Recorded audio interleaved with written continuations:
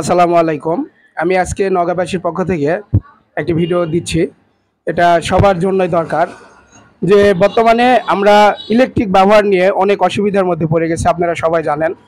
বর্তমানে আমরা শুনতে পাচ্ছি যে আমাদের নওগাঁতে প্রিপেড মিটার চালু করা হবে। তো আমরা কেউ প্রিপেড মিটার ব্যবহার না করি এই জন্য, কারণ প্রিপেড মিটারে হচ্ছে অনেক রকম অসুবিধা জানা যাচ্ছে।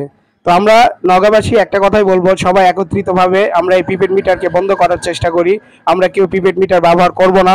এই নিয়ে আমার একটাই দাবি যে আমরা সকলে মিলিতভাবে একটি কাজ করব যে আমরা প্রিপেড মিটার চাই না।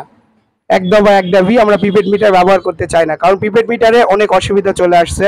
ইতিমধ্যে যারা প্রিপেড মিটার ব্যবহার করতেছে তাদের মুখে আমরা জানতে পারতেছি যে প্রিপেড মিটারে অনেক অসুবিধা।